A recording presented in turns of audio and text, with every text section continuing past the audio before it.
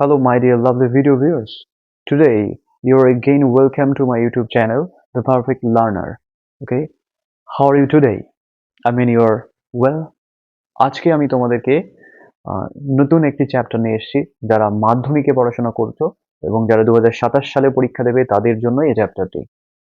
আমি আশা করি তোমরা সবাই এই চ্যাপ্টারটি খুব ভালোভাবে উপলব্ধি করবে এবং এই চ্যাপ্টারটি সম্পূর্ণ ব্যাখ্যা তোমরা পার্ট বাই পার্ট পেয়ে যাবে, স্টেপ বাই স্টেপ সমস্ত ব্যাখ্যা তোমরা পেয়ে যাবে। তো আমি আশা করি তোমরা এই ভিডিওটি স্কিপ না করে একদম শেষ পর্যন্ত প্রত্যেকটি পার্ট দেখতে থাকবে। আমি তোমাদের কথা দিচ্ছি, এই ভিডিওর শেষে তোমরা অবশ্যই এই চ্যাপ্টার সম্পর্কে যথেষ্ট দখল নিয়ে আসবে, যা তোমাদের পরীক্ষাতে খুবই গুরুত্ব নিয়ে আসবে, তোমাদের পরীক্ষাতে খুবই ভালো ইম্পর্টেন্স দেবে। মাধ্যমিকের lesson 1, father self, written by R K Narayan. তোমরা জানো কি আর কে নারায়ণের ফুল ফর্ম কি? অবশ্যই তোমাদের জানতে হবে। আর কে নারায়ণের ফুল ফর্ম হচ্ছে রাশিপুরম কৃষ্ণস্বামী আয়ার নারায়ণ স্বামী। রাশিপুরম কৃষ্ণস্বামী আয়ার নারায়ণ স্বামী, এত বড় একটা নাম। যারা ইংরেজিতে বিগিনার্স আছো তাদের জন্য কিন্তু ওনার আদর্শ অবশ্যই দরকার। কেন কি, উনি কিন্তু ইংরেজিতে কথা বলতে পারতেন না ছোটবেলায়। 8 ভাই বোন ছিলেন। যে 8 ভাই বোন কিন্তু সবাই 8 ভাই বোনের মধ্যে কিন্তু উনি সব থেকে ইংরেজিতে কাঁচা ছিলেন, যে কারণে বাকি 7 ভাই বোন কিন্তু ওনাকে নিয়ে ঠাট্টা করতেন, কারণ ইংরেজি পারতেন না। আজ দেখো সেই লেখক কিন্তু আজকে তোমাদেরকে ইংরেজি শেখাচ্ছেন সাহিত্যের মাধ্যমে। তো ওনার জন্ম কত সালে? 10ই অক্টোবর 1906 সালে উনি জন্মগ্রহণ করেছেন। মহান লেখক। তো ইংরেজি সাহিত্যে ওনাকে ভারতবর্ষের একটা লিডিং ফিগার হিসেবে তুলনা করা হয়।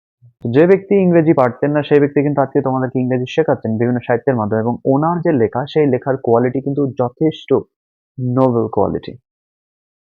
তোমরা অবশ্যই বই পড়তে পড়তে জানবে, এবং এর ভিতরে কমিক রয়েছে, রিডিকিউলস রয়েছে, সমস্ত ধরনের কোয়ালিটি কিন্তু ওনার লেখার ভিতরে রয়েছে। প্রত্যেকটা ওয়ার্ড ইউজ করার যথেষ্ট মেজারমেন্ট ওনার ভিতরে ছিল।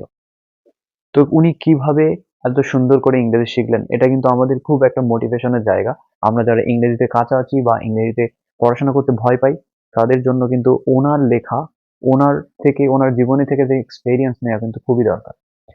তো বেশি কথা না বলি, আমরা কিন্তু এবার চ্যাপ্টার 1, ফাদার সেলফ। আমি বলতে চাই, তোমরা যারা এই ক্লাসটি দেখছো তোমাদেরকে কিন্তু অবশ্যই হাতে বইটি নিয়ে আমার সাথে সাথে পড়তে হবে। যদি তোমরা সাথে সাথে বইটি পড়ো তাহলে কিন্তু আমার কথা শুনবে এবং সেই হিসাবে কিন্তু তোমাদের অনেকটা পড়া এগিয়ে যাবে। যদি তোমরা শুধু ভিডিও দেখো এবং বইটা হাতে না নাও তাহলে কিন্তু তোমাদের একটু সমস্যায় পড়বে। ওকে, তো আমি আশা করব তোমরা বই নিয়ে বসে আছো, এখন পড়া শুরু করো। চলো। R.K. Narayan is one of the leading figures of early Indian literature in English. His notable works include Malgui Days and The Guide. He was awarded the Sahitya Academy Award in 1958 for The Guide. উনি 1958 সালে the গাইডের জন্য কিন্তু সাহিত্য academy পুরস্কারে ভূষিত হয়েছিলেন, এবং ওনার সবথেকে উল্লেখযোগ্য এবং নোটেবল যে লেখা ছিল সেটি হচ্ছে মালগুই ডেইজ দ্য গাইড। ওকে, তো এই গল্পের সামারি আমরা অবশ্যই এই মুহূর্তে পড়বো না, কারণ আমি তোমাদেরকে সামারি অবশ্যই প্রোভাইড করে দেবো, এবং এর সাথে নানা ধরনের কোশ্চেন কিন্তু আমি তোমাদের দেবো, যে কোশ্চেনগুলো তোমাদেরকে এই চ্যাপ্টার বা এই ভিডিওর শেষে তোমরা সলভ করবে। এবং যে চ্যাপ্টারের স্কুইজ বা সামারি তোমাদের দেবো এটা কিন্তু তোমরা অবশ্যই নোট করে নেবে। এটি তোমাদের পরীক্ষার জন্য খুবই গুরুত্ব বহন করে নিয়ে আসবে। তো চলো দেরি না করে, ইউনিট 1 তিনটি পার্টে কিন্তু এই ভিডিওটি হবে। ইউনিট 1 দেখো, লাইং ইন বেড মানে শায়িত অবস্থায়, অর্থাৎ বেডে শুয়ে ছিলেন স্বামী রিয়ালাইজড, অর্থাৎ বেডে শোয়া অবস্থায় স্বামী রিয়ালাইজ করলেন উইথ আ শাডার, একটা ঝাঁকুনির মাধ্যমে, that it was Monday morning, যে এটা তো মানডে মর্নিং ছিল। ওকে, তো ইট লুকড অ্যাজ দো, এটা মনে হচ্ছিল যেন অনলি আ মুমেন্ট এগো, এক মুহূর্ত আগে, ইট ওয়াজ ফ্রাইডে, এটা শুক্রবার ছিল। অলরেডি মানডে ওয়াজ দেয়ার, ইতোমধ্যেই সেখানে কিন্তু সোমবার হয়ে গিয়েছিল। এখানে কিন্তু ভাবতে হবে যে স্বামী অলরেডি ঘুমে, মানে এতটাই অলসতায় ছিলেন যে উনি ভাবছেন যে এই মুহূর্তেই তো, একটু আগেই তো ছিল শুক্রবার, তো আজকে কি করে সোমবার হলো। হি হোপড, সে আশা করেছিল, he didn't have to go to school, সে কিন্তু স্কুলে যাবে না বলে এই আশাটি করেছিল। অ্যাট 9 o'clock স্বামীনাথন ওয়েলড, স্বামীনাথন বিলাপ করতে থাকলো যে আই হ্যাভ এ হেডেক, আমার মাথা ব্যথা হয়েছে, এরকম ঘ্যান ঘ্যান করতে থাকলো যে আমার আজকে মনে হয় স্কুলে যাওয়া উচিত হবে না, এরকম করে ভান করতে থাকলো। মাদার জেনারাসলি সাজেস্টেড দ্যাট স্বামী might stay at home. Mother খুব ভালোভাবে নিল বিষয়টি। দেখো এখানে মা কিন্তু ওর প্রতি যে রেগে আছে সেটা কিন্তু বোঝাচ্ছে না, মা ঠিক ও যেমন ভাবে চাইছে ঠিক মা তেমন ভাবেই কিন্তু ওকে ট্রিট করছে, এখানে এই লাইন দ্বারা কিন্তু সেটাই বোঝাচ্ছে, ভালো করে খেয়াল করবে। মাদার জেনারাসলি, মা উদার ভাবেই, সাজেস্টেড পরামর্শ করলো দ্যাট স্বামী মাইট স্টে অ্যাট হোম, স্বামী বাড়িতে থাকতে পারে। At at 9:30 অর্থাৎ 9:30 when he ought to have been in the school prayer hall, when he ought to have been in the school prayer hall, অর্থাৎ 9:30 তাকে ওই স্কুলের প্রেয়ার হলে থাকা উচিত। স্বামী was lying on the bench in mother's room, স্বামী was lying, স্বামী শুয়েছিল ততক্ষণে on the bench, বেঞ্চের উপরে in mother's room, মায়ের রুমে।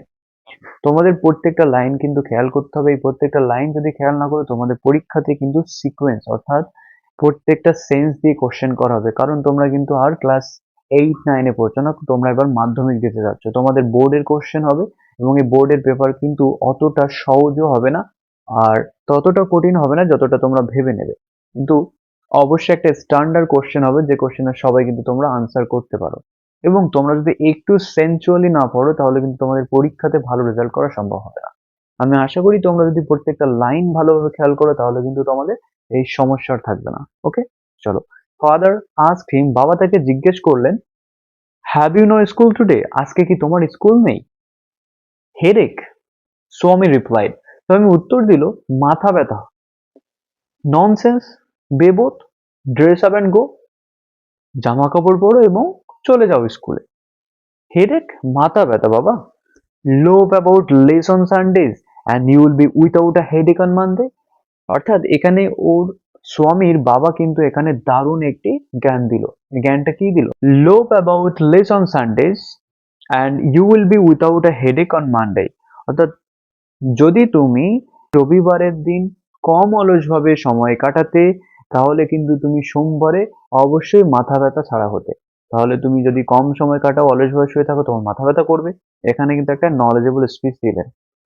স্বামী নিউ, স্বামী জানতেন how strict his father could be, তার বাবা কতটা কি হবেন শক্ত এবং কঠোর হবেন সেটা কিন্তু জানতেন। So he change his tactics, সে তার ট্যাকটিক্স মানে কি তার যে কৌশল কিভাবে সে স্কুলে না যেতে পারে সেই জন্য কিন্তু সে আলাদা একটা ট্যাকটিক্স করলো, অর্থাৎ he change his tactics, tactics change করলো। I can't go so late to the school, I can't go so late to the class, আমি ক্লাসে দেরি করে যেতে পারি না। You will have to, it is your own fault, এটা তোমার নিজের দোষ, তুমি অবশ্যই স্কুলে যাবে। বাবা কিন্তু ফোর্স করলো এখানে, স্বামীকে অবশ্যই এখানে কিন্তু ফোর্স করলো। What will you what will the teacher think, শিক্ষক কি ভাববে if I go so late, আমি যদি স্কুলে দেরি করে যাই। টেল হিম, তাকে বলো, you had a headache and so you are late, তুমি তাকে বলো মানে কি স্যামুয়েল, তুমি তাকে বলো মানে শিক্ষককে বলতে বলা হচ্ছে যে তুমি মাথা ব্যথার কারণে স্কুলে দেরি করে এসেছো। He will scold me if I say so, he will scold me, সে আমাকে কি করবে স্কোল্ড তিরস্কার করবে আমি যদি এই কথা বলি, অর্থাৎ আমার মাথা ব্যথার কথা যদি বলি তাহলে কিন্তু শিক্ষক আমাকে তিরস্কার করবেন, এটা কিন্তু স্বামী বাবাকে ইঙ্গিত করে বললেন। উইল হি, সে তিরস্কার করবে কি? লেট আস সি, আমাদেরকে দেখতে দাও। হোয়াট ইজ হিজ নেম, তার নাম কি বলো? স্যামুয়েল। স্বামী বলল কি স্যামুয়েল, এটা কিন্তু স্যামুয়েল নয় Samuel, right? Does he always scold the students, সে কি সর্বদাই ছেলে মেয়েদেরকে বা ছাত্রছাত্রীদেরকে তিরস্কার করে? He is very angry man, সে খুবই রাগী মানুষ। He is specially angry with boys who come in late, অর্থাৎ সে বিশেষভাবে রাগী উইথ বয়েজ, ছেলেদের প্রতি যারা দেরি করে আসে। I wouldn't like to go late to Samuel's class. আমি স্যামুয়েল স্যারের ক্লাসে দেরি করে যেতে চাই না। If he is so angry, if he is so angry, why not tell your headmaster about it? তুমি তোমার হেডমাস্টারকে কেন এটা বলো না? They say that তারা বলে যে even the headmaster is afraid of him. Headmaster কিন্তু নিজেও সেই স্যামুয়েল স্যারের প্রতি কিন্তু ভীত। এখানে কি প্রকাশ পেল যে বাবাকেও কিন্তু ভয় পাওয়ানোর চেষ্টা করছে ওই স্যামুয়েল স্যার, যাতে তার ছেলে অর্থাৎ স্বামীকে আঘাত করতে পারে। এজন্য কিন্তু স্কুলে না যাওয়ার একটা দারুণ ট্যাকটিক্স অবলম্বন করলো। ওকে, এখানেই তোমাদের ফার্স্ট ইউনিট শেষ হয়েছে। তোমরা অবশ্যই কমেন্ট করে জানিও এই ফার্স্ট ইউনিট তোমাদের কেমন লেগেছে। Hello video viewers, at the end of the video I must say you have to subscribe my channel and share, like, comment with your friends and family. Okay, let's see in another video. Okay.